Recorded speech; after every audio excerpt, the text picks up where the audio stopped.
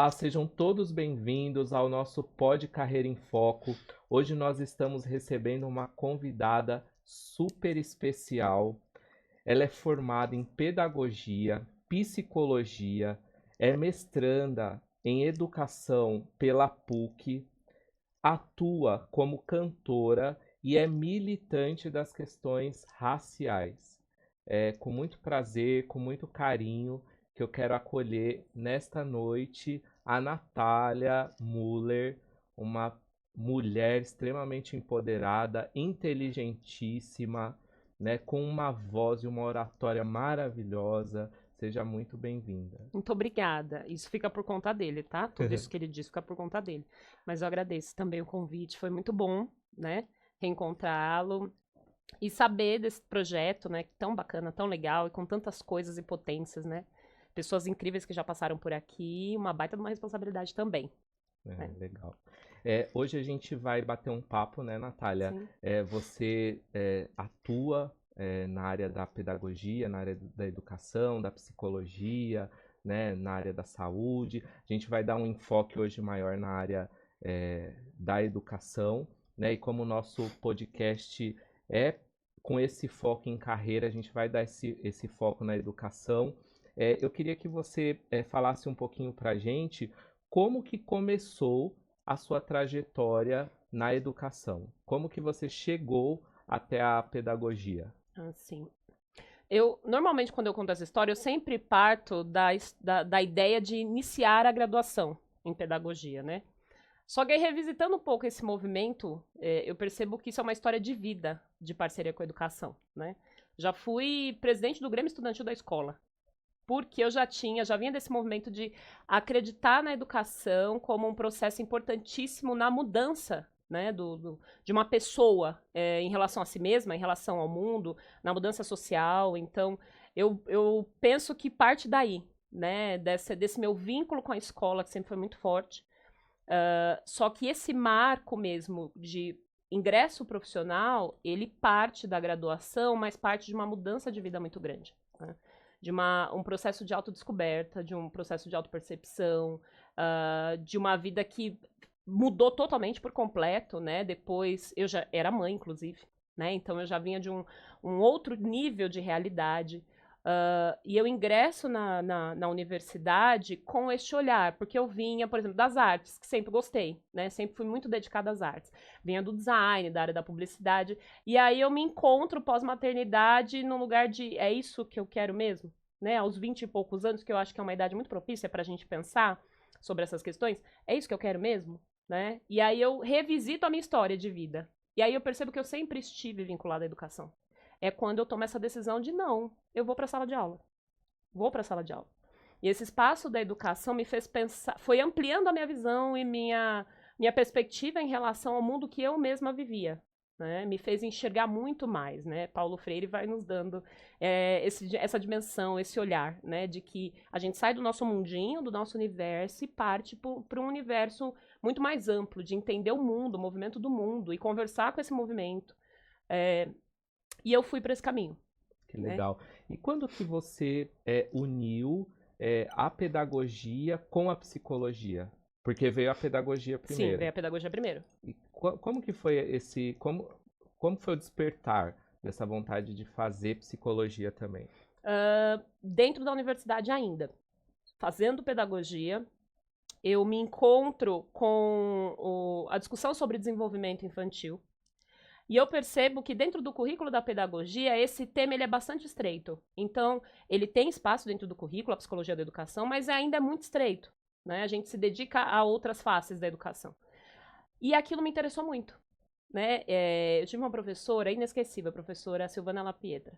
E ela me despertou muito este olhar, né? Para olhar a perspectiva da educação dentro do viés do construto psicológico. Né? E aí, isso me deu um estalo, assim, de falar, eu acho que eu preciso saber mais. E foi uma baita coragem que eu falo assim, que eu não sei de onde tirei naquele momento, porque eu terminei a faculdade de pedagogia, fui para a sala de aula, já estava na sala de aula, e ingressei logo em seguida na psicologia. Olhei e falei, não, vou fazer, vou encarar. Com muito estímulo de algumas pessoas dentro da minha família, que estavam perto de mim, mais 5 anos de faculdade. Não, vou encarar. e fui, assim, com tudo para psicologia, mas sempre fincada ali na educação. Então, apesar de estar na Universidade de Psicologia e encontrar também outros universos, né? Porque é isso, a educação vai fazendo isso com a gente. Você entra numa casa e você acha que aquela casa é o fim, de repente tem uma porta para um quintal que se amplia. E assim você vai, e esse mundo vai se ampliando, né? E foi exatamente o que aconteceu. Que legal.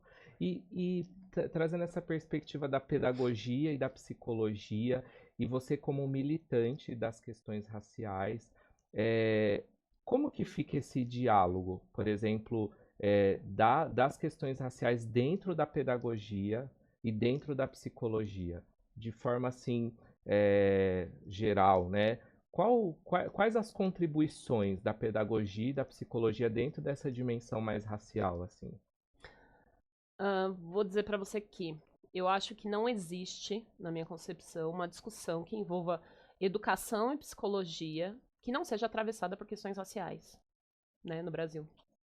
Porque toda essa realidade de discussão étnico-racial no Brasil, ela vai atravessar todas as ciências. Né? Não tem como você fazer nenhum nível de ciência, seja ela ciência humana, seja ela ciência biológica, que não faça esse recorte, porque a gente precisa fazer uma leitura social desse ambiente. Então, por que, que a pedagogia e a educação e a psicologia vão articular mais? Porque a gente está falando de pessoas. Né?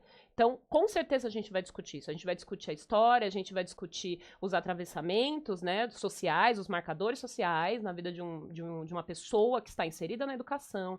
Quando a gente vai pensar a respeito da construção psicológica, cognitiva de uma pessoa, a gente também vai pensar nesses atravessamentos, desses marcadores sociais, que inclusive fazem parte da história daquele indivíduo dentro da realidade brasileira, que é extremamente marcada por essa discussão étnico-racial. Então não tem como, eu não acredito numa discussão que envolva educação, que envolva psicologia, que a gente não traga essa visão, né? E eu acho importante, inclusive, por quê? Porque, às vezes, ao longo da história, na verdade, da psicologia, por exemplo, tinha-se ainda aquela ideia de uma psicologia neutra, né? Em que a gente abstrai o universo ao nosso redor e discute a existência daquela pessoa como um ser isolado, né? Ah, mas a gente considera a história de vida da pessoa, mas não politizava essa história de vida. Entende? Não ia discutir socialmente essa história de vida. A gente ia discutir ela individualmente. A gente ia trazer, normalmente o que se ouvia muito, né? Trazer a vivência familiar, trazer as relações sociais, mas não politizava a discussão. Hoje, né, eu fico muito feliz com isso, que eu tenho colegas de profissão que vieram muito antes de mim, que já vieram problematizando essa questão, né, da psicologia como uma ciência neutra, que não é, né? E trouxeram esse olhar politizado para a psicologia, para as ciências psicológicas, né? E a educação, por sua vez, já vem nessa luta há muito mais tempo, né? Já vem nessa frente há muito mais tempo. E não discutindo apenas a questão do recorte étnico-racial, mas discutindo a sociedade como um todo. Porque você insere uma pessoa dentro de um espaço escolar. Que pessoa é essa? Aí, quando eu insiro essa pessoa, eu vou discutir quem que eu quero formar. Quem é esse cidadão que eu quero formar? Quem é essa pessoa que eu quero formar? Como é que eu faço essa discussão se eu desconsidero absolutamente a existência do histórico racial que a gente tem no Brasil, se eu desconsidero a existência dos recortes sociais que a gente tem no Brasil? Como é que a gente discute a formação dessa pessoa? Né? Então, a história da educação no Brasil também vai trazer essa discussão muito à tona. As ciências psicológicas, a psicologia, ela vem seguindo essa discussão, inclusive com a presença de muitos cientistas negros e negras, né? Que vão dizendo, olha, nós estamos chegando nesse espaço embranquecido, estamos chegando nesse espaço eugenista, né? Que faz uma discussão muito elitista dessa ciência. E a gente quer falar que não, nós estamos num país marcado por um recorte racial muitíssimo importante, que ele precisa ser discutido, precisa ser visto, né? Então não tem como a gente fazer essa ciência desconsiderando isso, né? Desconsiderando a história do Brasil, que foi forjada, inclusive, sobre corpos negros. Então a gente não tem condição de fazer a discussão da ciência, da psicologia, sem isso. E sem contar que a gente está falando de uma população, né, que é construída dentro dessa história. Então, quem é esse povo? Né? Como que essa ciência se faz dentro deste povo, dentro da realidade deste povo? Então eu percebo que hoje, mais do que nunca, né, eu fico bastante feliz que hoje a gente já pensa a psicologia diferente no Brasil. Porque ela vem cercada e permeada por pensadores europeus, por pensadores estrangeiros, e a gente começa a trazer o nosso olhar para cá, para este Brasil que foi forjado sobre esses corpos negros, indígenas, né? Como é que a gente faz essa ciência, como é que a gente faz essa psicologia olhando para essa história, não desconsiderando essa história, não tratando essa pessoa como uma pessoa isolada nessa história, né? Mas como parte integrante, como sociedade, né? Como grupo. E a gente vai suscitar, com certeza, um modo de vida tradicional de povos indígenas, de povos negros nesse país, que é um viver coletivo. Não é um viver isolado, é um viver coletivo. Então, mesmo a ciência psicológica que às vezes a gente trata nesse viés do fazer terapia você, só você, a gente vai pensar de outra forma, né? Não, a gente precisa olhar para este grupo, para essa sociedade, para este corpo que se formou, né, nesse país. Como é que a gente lida com saúde mental nesta realidade? Como é que a gente forma pessoas nesta realidade? Com essa história de país? Como é que a gente forma as pessoas? Então, eu acho que vai muito para esse lugar, e eu acho muito importante que vá, inclusive. Para que a gente tire também da população essa ideia de que a psicologia ela é uma ciência feita para pessoas ricas, né? Feita para pessoas brancas. Não, ela é uma ciência, como todas as outras ciências. E ela tem que atingir a população. Então a gente vai repensar o modo de fazer, o lugar de fazer. Isso me lembra, inclusive, uma cena bastante interessante no território indígena, quando a gente faz conversas no meio da aldeia. Né? Não tem um consultório, né? Não tem o divã para os psicanalistas, não existe. A conversa é feita no meio da aldeia, né? Ali suscitam os sofrimentos, as dores, as potências, e a gente vai discutir a psicologia ali, no meio da aldeia, no meio da terra, né? Entre as árvores, entre as pessoas, entre o grupo, porque o fazer psicológico dessa comunidade tá aqui, tá entre nós, né? Não tá isolado, não tá fechado, não tá laudado. Então eu acho bastante importante olhar por esse ângulo. Legal. E você, eu te conheço, Sim. né? Você, com toda essa bagagem, né? Com todas essas formações, podia falar um pouquinho pra gente as suas experiências? Então, por exemplo, eu sei que você já passou na pasta da assistência social, Sim. né? Atuando como psicóloga, atualmente você tá... Fala um pouquinho das suas experiências, como foi a sua trajetória, né?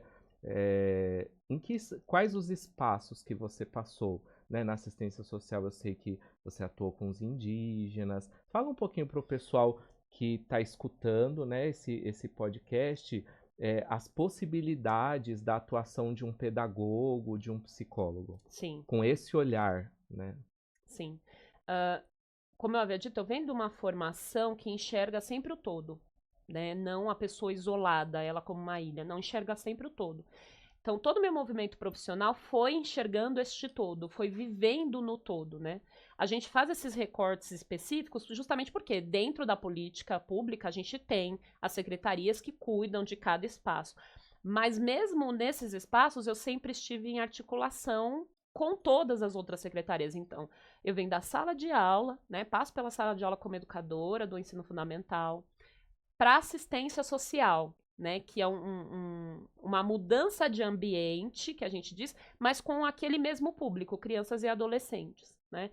Então, o espaço do serviço social como um todo, especificamente, se a gente pensar no serviço de acolhimento, que é um espaço onde vai fazer a acolhida de crianças e adolescentes que também passam pela escola, que também vão passar pela ABS, que vão passar pelo CAPS, que vão estar em articulação.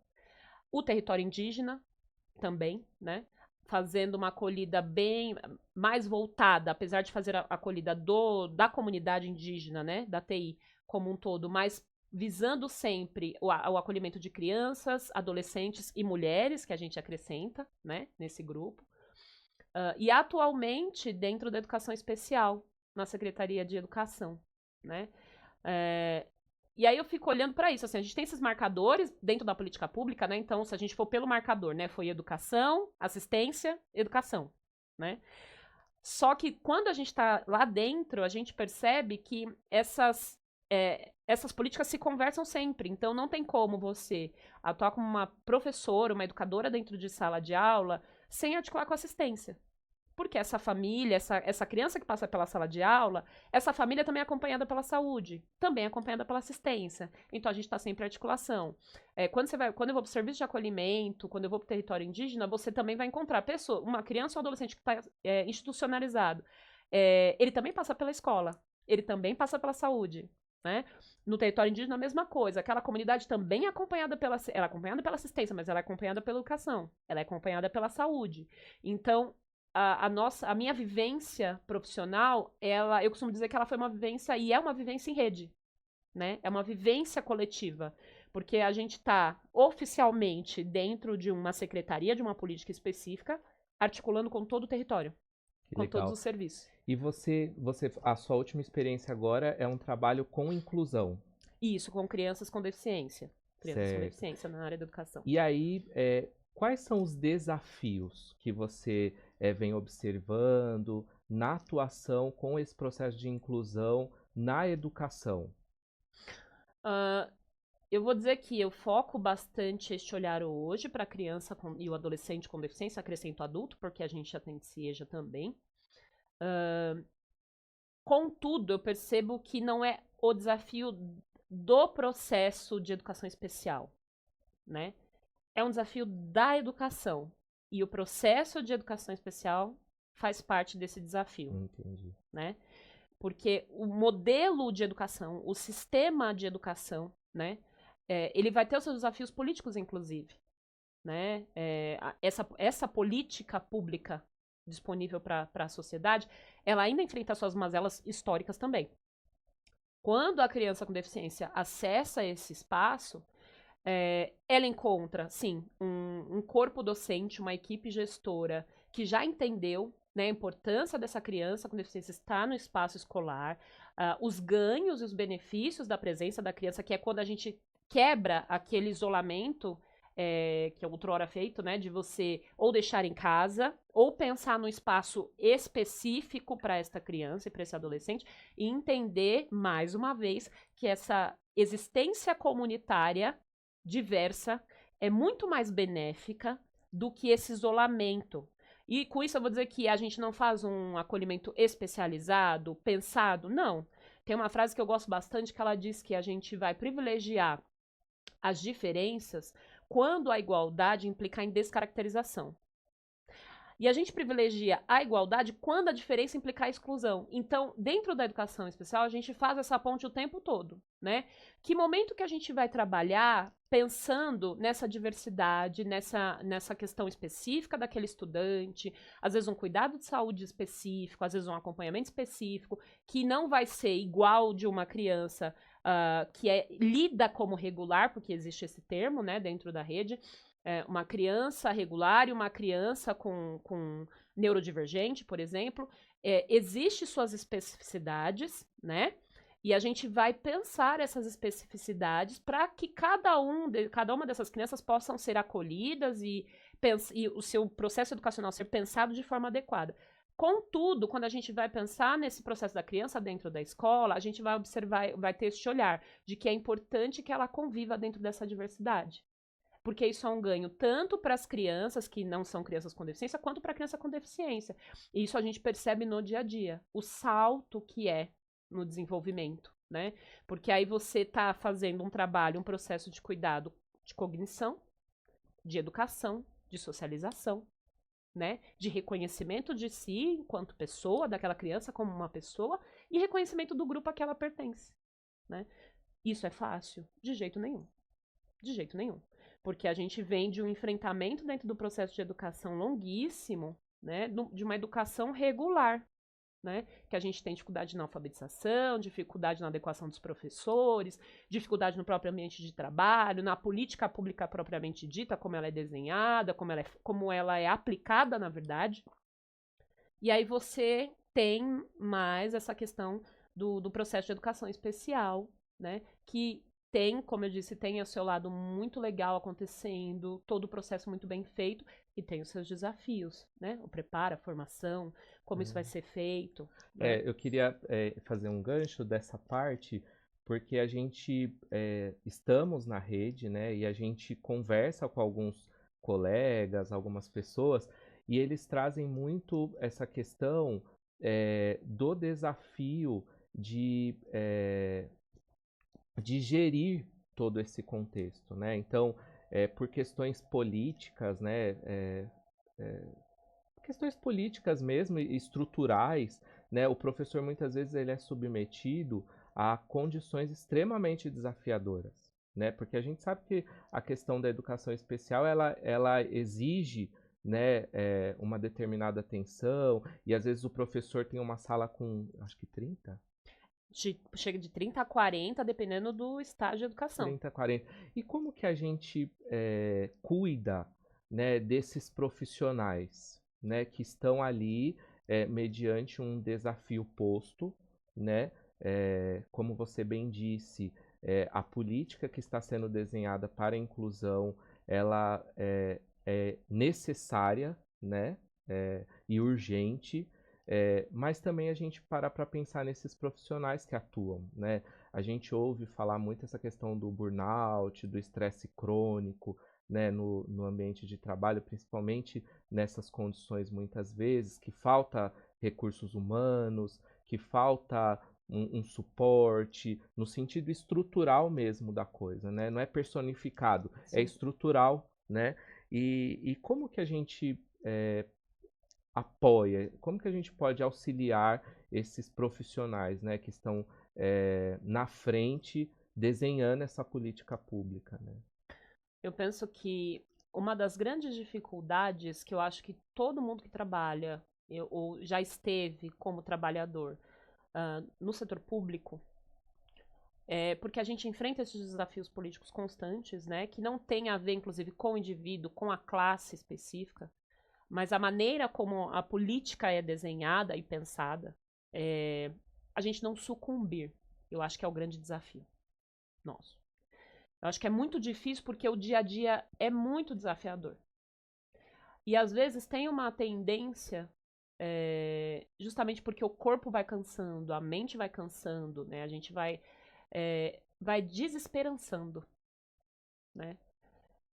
E com isso eu percebo que a gente acaba tendo muito essa tendência, nós trabalhadores do setor público, a sucumbir ao modelo imposto pelo cansaço, né?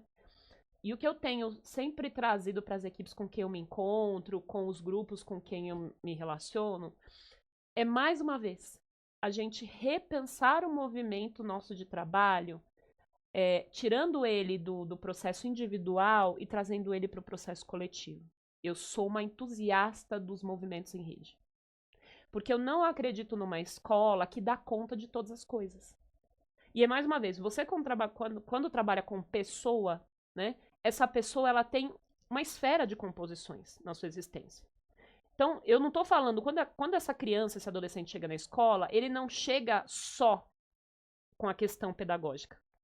Ele não chega só com uma necessidade pedagógica. Ele chega com uma história de vida. Eu costumo brincar, né? Em 6 anos. Quantas coisas mudaram nas nossas vidas em 6 anos? A criança chega na escola com 6 lá no primeiro aninho. Então tem 6 anos de vivência, de aprendizado, de desenvolvimento. Quando ela chega, é desafiador. A gente precisa pensar, né? Quem é essa criança que está chegando aqui para mim? Que história de vida ela tem? Que contexto social? A professora sozinha em sala de aula dá conta de responder tudo isso? A gestão da escola vai dar conta? Se essa criança teve uma ruptura nas relações familiares, se essa criança foi institucionalizada, se essa criança tem questões severas de saúde, né? Se essa criança é desassistida socialmente, se essa criança está em estado de vulnerabilidade, a professora consegue dar resposta para isto? Não consegue, né? E aí, mais uma vez, na tentativa de, né? Por quê? Porque, de alguma forma, a política também é pensada para dar respostas dentro daquele cenário. Na tentativa de, você percebe que os professores também vão se esgotando e acabam sucumbindo, né? Então, assim, vamos culpabilizar o professor porque ele não... Não. mas a gente vai precisar entender esse cenário, e é o que eu sempre trago para as equipes, e repensar o nosso modo de enxergar o processo de educação. Qual é o papel da escola? Escolarização. Mas essa criança não vai conseguir dar conta da escolarização se ela tiver com a saúde comprometida. Eu preciso articular com as equipes de saúde. Eu preciso articular com a assistência social. Só que hoje a gente está em núcleos muito separados, né? Cada um vivendo no seu mundo. Por quê? Porque tá tão difícil que a gente se fecha ali na nossa casa e vai tentando dar conta daquilo que chega para nós. E eu acho tão interessante isso que você está falando, Natália. Quando você fala que você é uma entusiasta do trabalho em rede, quando você traz a questão da saúde e da formação do indivíduo nessa perspectiva coletiva, eu me lembrei de uns autores que eu estava lendo, ainda na área de neurociência, falando que as relações positivas são consideradas o remédio mundial contra o estresse crônico. E aí, eu tô achando muito linda essa coisa do outro, né? Quantas respostas, e aí, aqui eu pelo menos não estou falando numa perspectiva de estrutura política, mas enquanto indivíduo que está inserido dentro dessa estrutura, o quanto as relações, o quanto o trabalho em rede, o quanto a parceria pode ser uma resposta para enfrentar esses desafios, né, dentro da educação, para o corpo de professores, né? Então, quando você traz essa coisa de ser uma entusiasta, eu faço essa ligação. O quanto olhar e ver que você tem o outro, né? É importante que você tenha o outro setor, que você tenha a outra pasta, o quanto que isso é rico e o quanto que precisamos olhar para o lado e entender que não estamos sozinhos. Sim. Eu tenho feito alguns encontros formativos que eu acho muito interessante, porque eu normalmente não tenho esse caráter, eu não é não é meu, né? Eu não tenho essa característica dentro das formações de ser palestra, de ser uma conversa unilateral. Eu gosto da atividade. Eu até brinco, eu falo assim, porque como eu trabalho mais com crianças e adolescentes, quando eu vou para os adultos, parece que não existe essa ponte. Eu falo, o lúdico, ele existe para a pessoa, né? A gente fala sempre do lúdico para criança e para adolescente, como se o adulto não fosse atingido. Então eu gosto de fazer muito esse trabalho formativo que envolva atividade, discussão, reflexão, essa coletividade, esse movimento, né? Que não seja só eu falando e você me ouvindo, né? E eu acho muito interessante que todas as vezes eu nunca tive em nenhum desses movimentos uma negativa de participação do grupo e uma devolutiva muito positiva dessa troca. Que tem muito mais a ver com o grupo do que comigo. Eu sou apenas uma mediadora naquele momento. E o quanto o grupo consegue refletir melhor quando troca, né? Quando você está em troca com os seus pares. E eu sempre insisto isso dentro do ambiente da educação, justamente porque é uma tendência, nossa, eu me boto no grupo também, como educadores, de ir se isolando, porque a gente sabe que a situação não está fácil. Né? A política pública da educação é muito desafiadora e a gente vai se isolando. E quando eu faço esse convite da troca, não, vamos voltar para o grupo. Nem que for pra gente sentar pra chorar junto. Eu brinco com eles. Não, vamos chorar junto, nos abraçar todos. Porque eu tenho certeza que a sua angústia, muito provavelmente, é semelhante à angústia dessa professora, desta daqui. Se a gente juntar duas escolas, as angústias são muito semelhantes. Nem que seja para esse momento a gente chorar junto. Para que a gente perceba de que nenhuma experiência é individual. Né?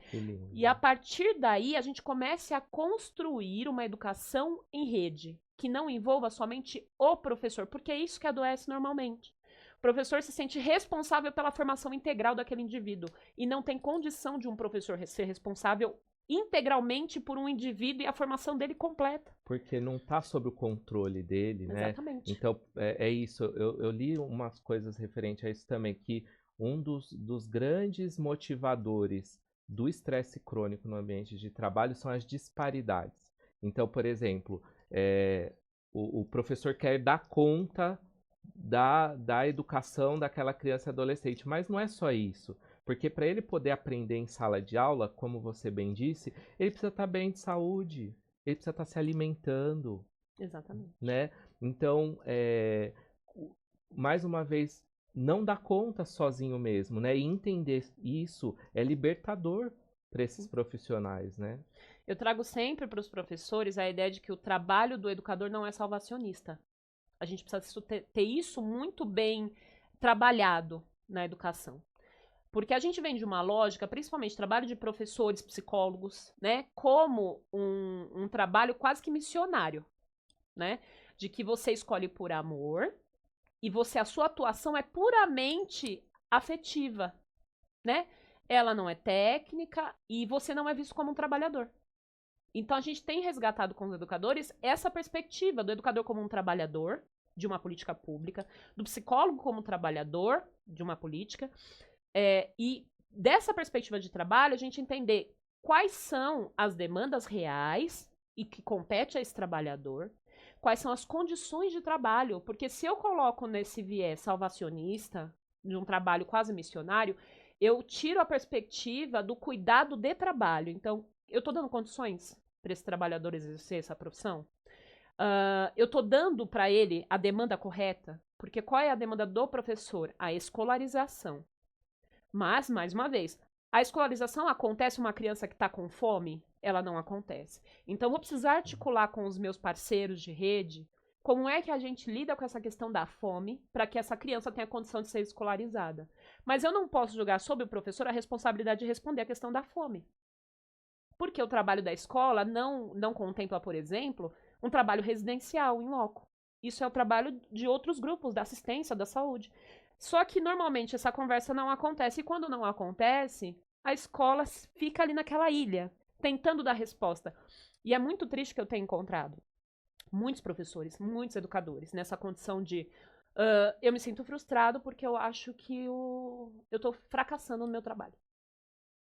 E aí a gente tem que fazer todo um trabalho de resgate, de mostrar esse histórico profissional desse professor e mostrar, olha quantas coisas aconteceram.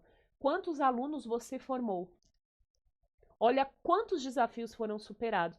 Para tentar devolver para esse professor esse gás que é tirado dele por essa lógica de visão em relação ao trabalho do educador, do psicólogo, que também enfrenta as mesmas questões, né? Eu sinto que a gente não está alcançando as pessoas. Por quê? Porque a gente ainda está nesse olhar que é um trabalho somente afetivo. É também. A gente inclui o afeto, porque não tem como você trabalhar com pessoas sem incluir o afeto. Mas não é um trabalho puramente afetivo, é um trabalho técnico, científico, embasado, né? E esse profissional é um trabalhador. E a gente precisa resgatar essa perspectiva do trabalho, né? Para que a gente consiga, inclusive, fazer as devidas cobranças, né? De condições dignas, de salário digno, de um espaço digno, de materiais apropriados, de uma estrutura apropriada. Porque senão a gente volta para aquele lugar do vamos improvisando, eu trago da minha casa, sabe? A gente dá uma mexida aqui e se isola, né? Porque se eu não sou um trabalhador, eu não faço parte de uma rede de política pública. Se eu sou somente uma figura afetiva daquela criança, eu não preciso de apoio político. E como se fosse um pai e uma mãe, né? É, Tenho que dar conta. eu tenho que dar conta, Tenho que dar conta. né? Eu não preciso de apoio político, eu não preciso de apoio institucional, De recursos. de recurso. Então a gente precisa resgatar, porque essa visão, inclusive, ela se expande para as famílias, que passam a ver a figura do professor como essa figura quase que de um trabalho voluntário, né? Um trabalho feito de coração. É importante que a gente entenda que sim, existe a questão vocacional, né? Quando a gente escolhe, a gente olha para aquela profissão, eu acho que tem a ver comigo, que foi o que aconteceu comigo, né? Eu acho que isso tem tudo a ver com o meu universo, com o meu modo de enxergar o mundo. Mas mesmo tendo a ver com o meu modo de enxergar o mundo, mesmo tendo feito parte de um processo de mudança pessoal, eu sou uma trabalhadora de uma política pública. Perfeito, perfeito, Natália. E riquíssimo vocês que estão nos acompanhando. Essa dica que a Natália trouxe. Foquem no trabalho em rede. Entendam que vocês são trabalhadores. Enquanto você falava, eu lembrei de uma coisa que o pessoal falava, que professor é pai, né? Segundo pai, segunda mãe. Então, as heranças aí, né, que vem, que às vezes se tornam um padrão, né? E o importante é esses professores fazerem essas reflexões, né? Para que possam exercer o seu trabalho, a sua vocação, por que não? Mas com qualidade, né? Sim. Com condições. E a gente vai encerrando, né? O nosso podcast riquíssimo, gente. Essa dimensão que a Natália trouxe do trabalho em rede. E o que você diria para os profissionais da educação que estão nos escutando nesse momento? O que você gostaria de dizer? Assim, você que é uma pessoa que eu posso dizer isso com propriedade, você se deixa afetar pela realidade das pessoas, né? Sem perder essa perspectiva política, de trabalho, mas você é uma pessoa que se envolve, é uma pessoa que se afeta, né? O que você diria para esses profissionais da educação, né? Que estão dentro desse contexto, enfim, uma mensagem, né? Vou olhar bem aqui nos olhinhos de vocês. Isso. Eu acredito muito que a educação, ela é utópica. Que é aquele cenário que a gente fala do horizonte, que nunca chega, né? Mas a gente continua caminhando. Justamente porque a gente acredita na existência humana. Eu acho que tem muito a ver com isso, né? E eu desejo muito que os professores continuem acreditando na existência humana, né? Apesar da gente estar vivendo um boom tecnológico, né? Sempre esse medo que já não é de hoje, de nós sermos substituídos por máquinas. Este mundo é humano. Este mundo, a existência deste mundo é humana. E enquanto a gente não perde essa perspectiva, esse horizonte, né, de humanização deste mundo, a gente continua sendo criativo nos nossos trabalhos, né, enquanto trabalhadores. A gente continua pensando coisas novas, elaborando novas ideias e enxergando o mundo sempre de uma forma diferente e adaptando a nossa realidade para aquilo que é novo. E eu acho que é muito isso, assim, continuem acreditando na existência humana. E eu acho que as crianças e os adolescentes, eles nos inspiram nesse sentido. Então, acreditem nos seus alunos, continuem acreditando nos seus alunos. Continuem olhando para a infância e para a adolescência como potência, como um momento da existência potente, porque eles são, viu? E fiquem bem pertinhos dos alunos de vocês, assim, eles são um gás maravilhoso. As crianças e os adolescentes são um gás maravilhoso para o nosso trabalho. Maravilha, quero te agradecer muito por Muito ter bom. aceitado o convite. Muito obrigado pela sua presença e que, como colegas de trabalho, né, Sim. aí no chão das políticas públicas, a gente continue firme. Parabéns pelo seu trabalho, parabéns pela pessoa que você é, pela profissional comprometida que você é e responsável. Obrigada, viu? Obrigada, gente, pelo convite, pela escuta. Foi muito bom. E a gente agradece todos vocês que ouviram, né, que assistiram esse podcast e fiquem ligados que nos próximos capítulos nós estaremos trazendo os profissionais de outras áreas e discutindo diversos temas. Um forte abraço.